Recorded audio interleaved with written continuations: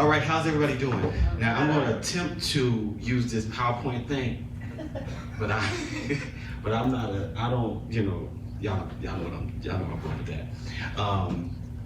But before we get started, I want you to check and see if you got a pee, and because it's all about consciousness and making sure that we're in our good space, and everything is all good and all well. How is everybody? All right. Good. All right, I'm going to ask this question because it's going to be a little tight. All right, everybody's good? Yeah. Everybody's cool for the most part? Yeah, no? Yeah. Yeah, all right. All right, so this whole Undivided thing, there's been a whole bunch of talk with everybody regarding this whole spiritual awakening. I'm weird with a lot of the spiritual awakening stuff, just because I'm weird, for one. And then two, there's a lot of different ideas. I guess, what do I do? Just push this and it taps over. Slide. You slide it? Yeah. Oh, look at that. Okay, so there's all these ideas about what a spiritual awakening is, right? So we have, and I'm sure some of us get some of this. Here's what my friends think I do, like the little crystal ball and this, that, and the other. We talk about spiritual awakening. Here's what my mom thinks I do. That looks like, I guess they look like they're having a seance or something like that, or whatever. What society thinks I do, that looks like from that movie, The Conjuring. So, what my boss thinks I do, I don't know what that one is. I don't get it, but it's anyway. Hypnotism. Look, here's what I think I do, right? With my meditations and our, aligning the chakra thing and this and which is good. And then here's what I actually do. And what I took this one as was basically radiating something totally, radiating love and all of the energies that God really has put in us as beings or whatever. So it's really interesting. But this one here, I thought this was interesting. The question is, seeking enlightenment, inquire within. And then he says, where's the door? Then the little guru guy or the little deep guy says, there is no door. Right? So, and this is kind of where we're going to kind of go with this in a sense. But all of the talk about being woke, and I just put that up there because I like Pinky and the Brain. But all of the talk about being woke, my question has come into play. What does that mean? What does it really mean? Right? Because for a lot of us, everybody's woke. We're all woke now. And what it has come to me, what it seems to me, is that people it has meant I'm aware that there's a conspiracy going on and you ain't finna fool me.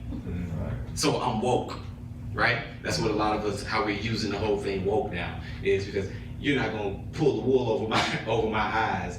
I'm woke. Right? So a lot of that's going on in the Black Lives Matter and all those things because we're woke now or whatever. But what I found out is that sometimes we're woke but on the wrong side of the bed. Does that make sense? Right? And then some of us are sleepwalking, sleepwalking, or we're sleepwalking. But there's all these ideas that come into play when we're thinking about this whole idea of being spiritually aware or spiritually awakened, and this is that and the other. Some people have this thing of, well, I'm not religious, I'm spiritual, so that makes me spiritually awake. But it really don't, right? Just because we denounced religion does not necessarily mean that we have embraced spiritual awakening. All right? All right, so that's one of the things. Somebody said that to me. Well, are you Christian anymore? Do you want me to be? Is the question that do you want me to be? Or do you need to come up with enough things as to why I'm not? If that's what you need to do, because I think I told y'all last time, somebody told me that I was creating my own religion. So you sound like you're creating your own religion. If that's what you need me to do, then that's what I will do religiously, right? If you need to make me not be a part of your elite club or whatever because I use words like consciousness, but even that, sometimes we think I'm woke because I use words like consciousness and the inner chakras. We use words like chakras. We say stuff like that. Oh, they woke. they real woke. They using words we don't even know the terminology of. All right, but we use all of these different things, our terminologies, our ideas and ideologies, that's the word, yeah, that's the word, to determine whether we are woke or not. All right, and what I'm seeing with a lot of this, I feel things very different. And I'll be honest, sometimes I have to remind myself that I'm put here to think the way I think or feel the way I feel. And when I say feel, I mean sense. Sense the way I sense for a reason. So I have to not compare myself to the masses. Because I'll do it. I mean, I think any of us will do it. At any point, you look and see, well, am I really crazy? Do you know what I'm saying? It's like they say I'm off. Well, am I really off? You know, so that idea kind of comes to play. You know, but I've really been sometimes just sitting in places in churches and whatever, I would feel out of place because I'm like, I don't see that way.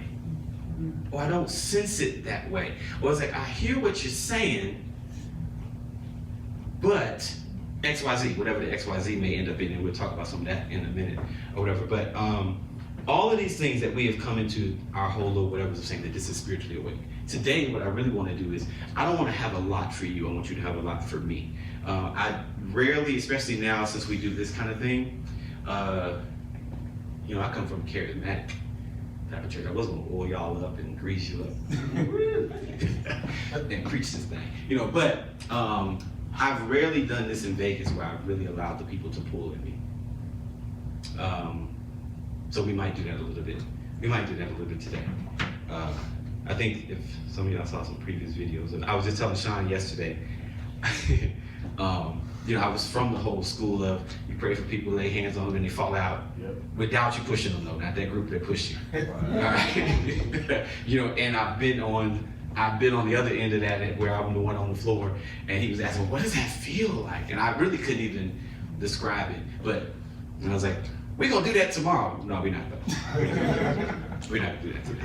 All right, but anyway, so sometimes we are woke. Like I said, sometimes we're woke, but we're on the other side of the bed. But here's what I sense and what I've kind of gotten this whole thing of really being woke to really be about. Adi Ashanti, I guess you could say he's like one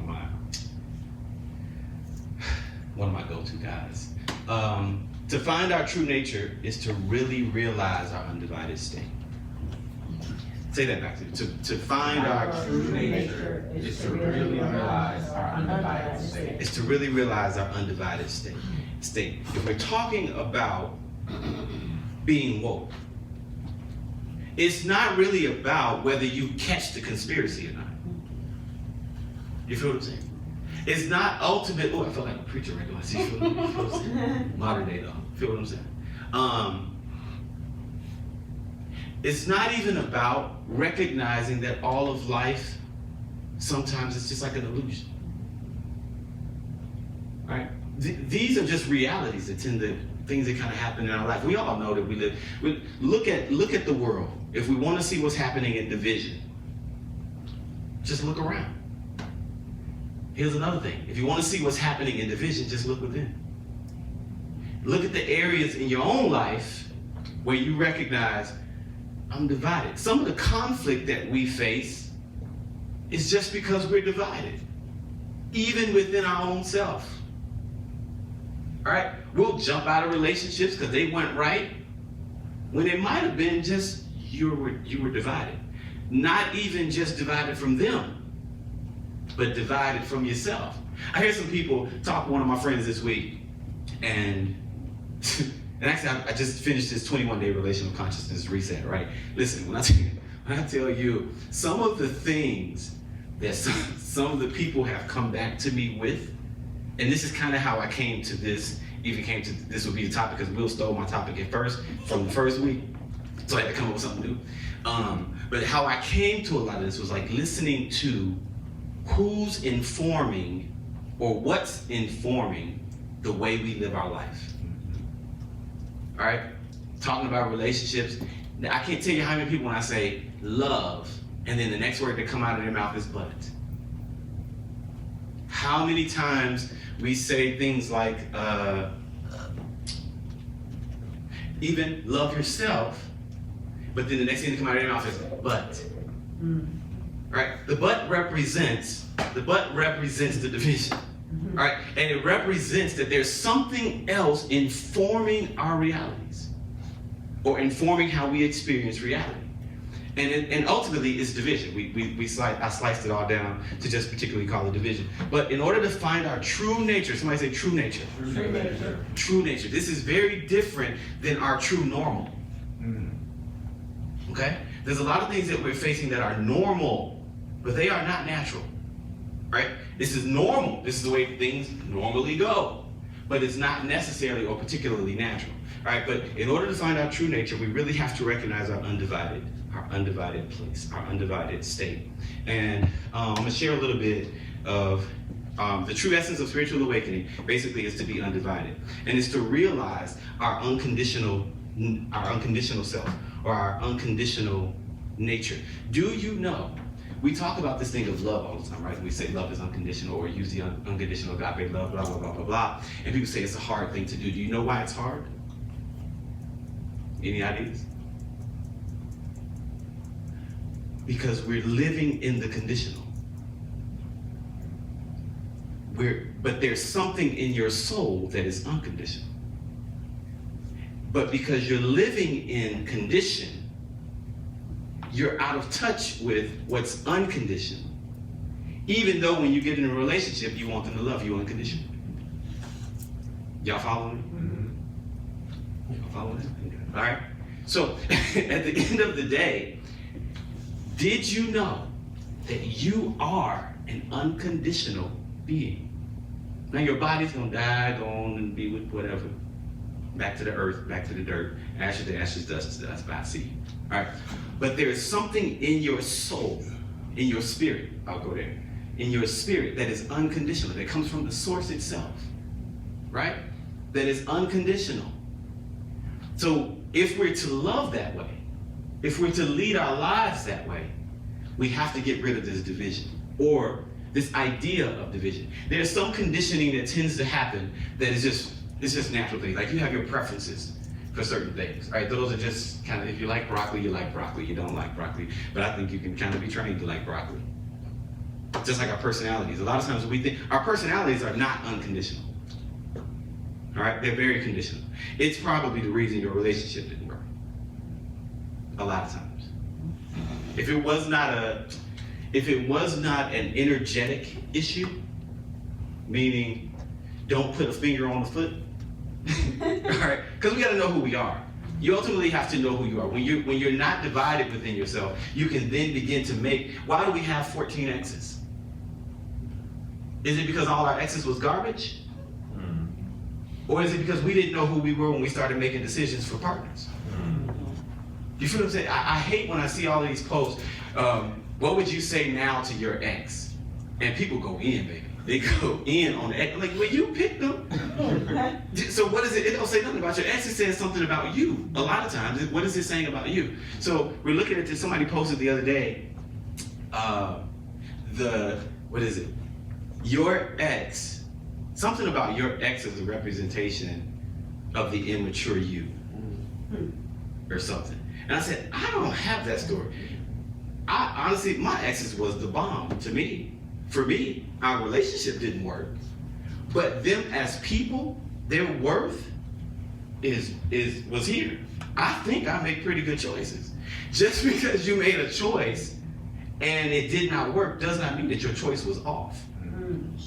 Necessarily.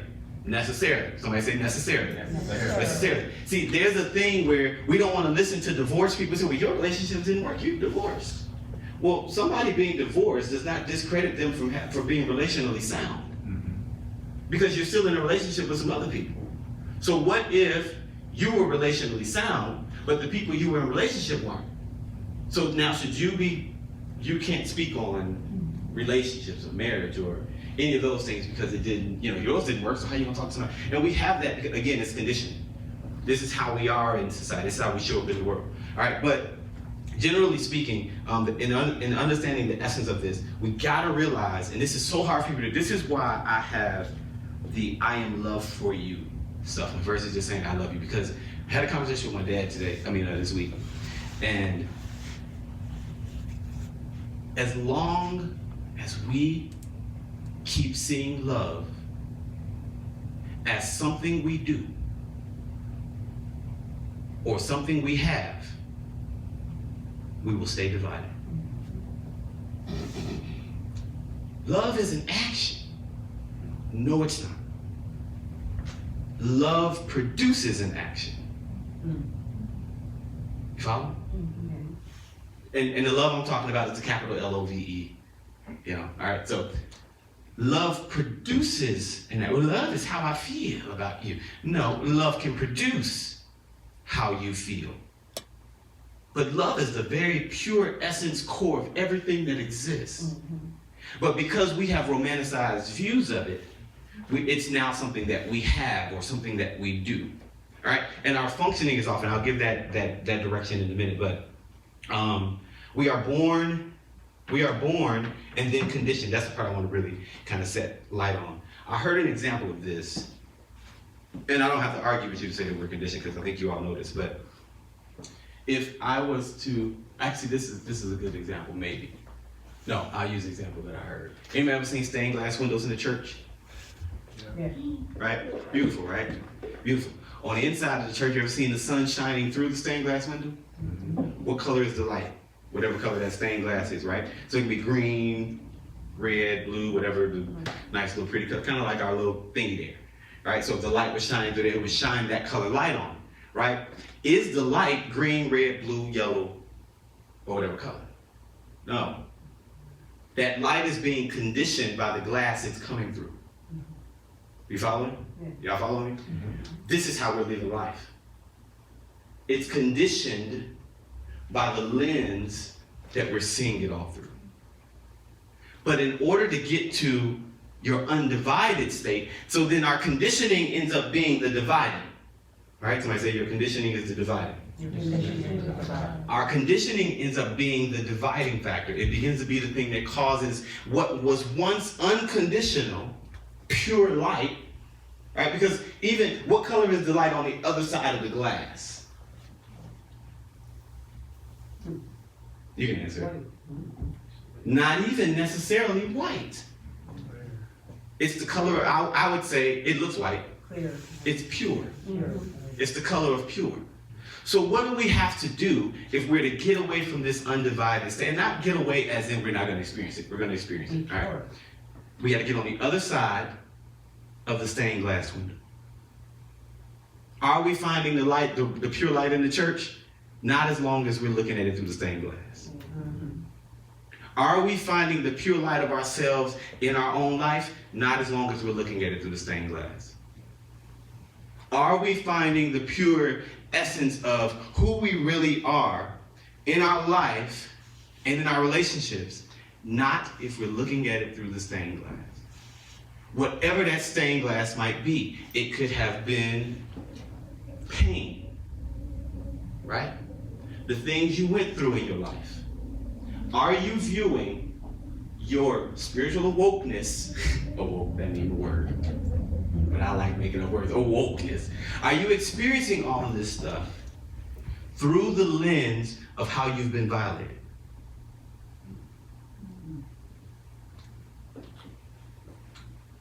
If your lens, if your stained glass window is, I was molested, so I no longer trust A, B, C, D, or E, F, G.